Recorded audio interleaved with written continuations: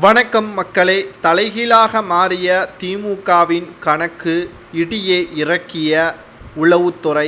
2026 சட்டமன்ற தேர்தலில் இரண்டாவது முறை திமுக வெற்றியடைவது கடினம். தமிழகத்தில் இருக்கக்கூடிய நிலைமை வடமாநிலங்களில் இருக்கக்கூடிய நிலைமை போல் மாறிக்கொண்டிருக்கிறது. சிறுவர்கள் முதல் முதியவர்கள் வரை போதைக்கு அடிமையாவது. தமிழகத்தில் சட்ட ஒழுங்கு சீர்கேடு. பட்ட பகலிலே மருத்துவமனையில் மருத்துவரை கத்தியால் குத்திய சம்பவம் தமிழகம் மட்டுமல்ல இந்தியா முழுவதும் வைரலாக பரவி வருகிறது.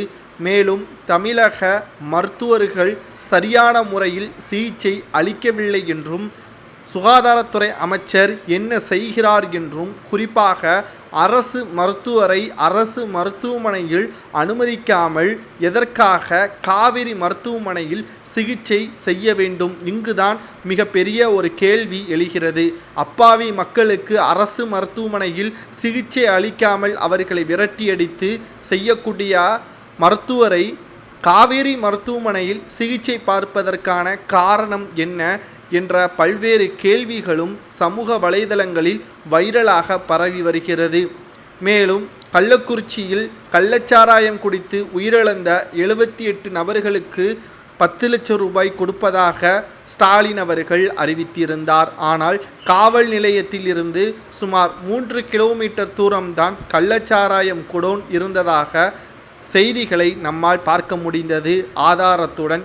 ஆனால் காவல்துறை மீது நடவடிக்கை எடுக்காமல் லஞ்சத்தை வாங்கி கொண்டு இத்தனை வருடமாக செயல்படுத்தியதற்கான எந்த ஒரு தண்டனையும் காவல் அதிகாரிகளுக்கு கொடுக்காமல் அப்பாவிகளது உயிரை கொன்றுவிட்டு 10 லட்சம் கொடுப்பதாக நாடகமாடி கடைசியில் பொதுநல வழக்கு போட்டு 10 லட்சம் ரூபாய் கொடுக்கக்கூடாது என்று இறுதியாக தீர்ப்பும் வர உள்ளது.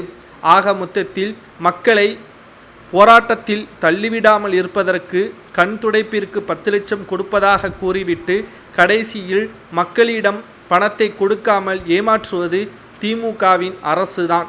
சொல்லிக்கொண்டே போகலாம். தமிழகத்தில் திமுகவின் மிக முக்கியமான பொறுப்பில் இருக்கக்கூடியவர் சாதிக் பாஷா அவர்கள் கடந்த 7 மாதங்களுக்கு முன்பாக கைது செய்யப்பட்டார். அவர் கைது செய்யப்பட்டு சிறையில் அடைக்கும் பொழுது அவரிடம் இருந்து கைப்பற்றப்பட்ட ஆவணங்கள் அனைத்தும் திமுகவின் மிக முக்கியமான பொறுப்பாளர்கள்தான். இவர் ஒன்றும் யோக்கியர்கள் கிடையாது. போதை மருந்து கடத்தல் மன்னன் என்றும் கூறப்படுகிறது.